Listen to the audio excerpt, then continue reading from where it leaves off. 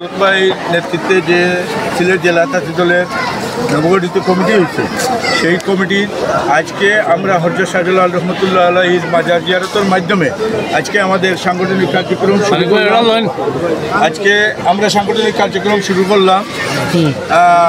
আমরা সমগ্র সিলেটের যে যত আমরা রাজনৈতিক সংগঠন আছে সবার আমরা সহযোগিতা চাই।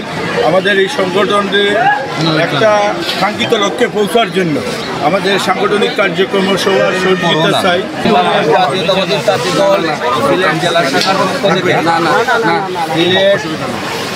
সিলেটে বাংলাদেশ জাতীয়তাবাদী তাঁতি দলের বিএনপি সহ সকল অঙ্গ সহযোগী সংগঠনের আমরা সহযোগিতা কামনা করছি। আমরা সকলের কাছে বাংলাদেশ জাতীয়তাবাদী তাঁতি দলের পক্ষ থেকে সহযোগিতা চাচ্ছি। আমরা আজকে এখানে আমাদের কনভেনার সাহেব উপস্থিত আছেন, আহ্বায়ক কমিটির সকল সদস্যবৃন্দ উপস্থিত আছেন।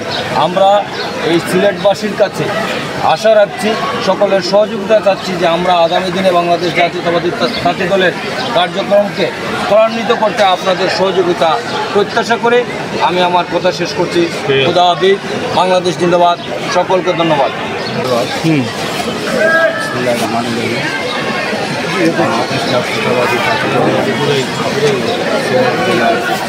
আহ্বায়ক কমিটির আজকের থেকে আমাদের শাহজালাল মাজার জিয়ারত করে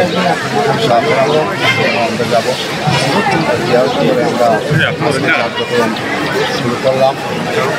আমরা বিএনপির অঙ্গ সংগঠন সবার সাথে একসাথে হাত মিলিয়ে আমরা কাজ করব।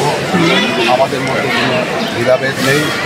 আমরা জিয়াউর রহমান এবং বাংলাদেশ জাতীয়তাবাদী দলের সৈনিক, সেই হিসাবে আমি আশা রাখি আমার কমিটিতে যারা আসছেন সবাই আমরা এক মন মানসিকতার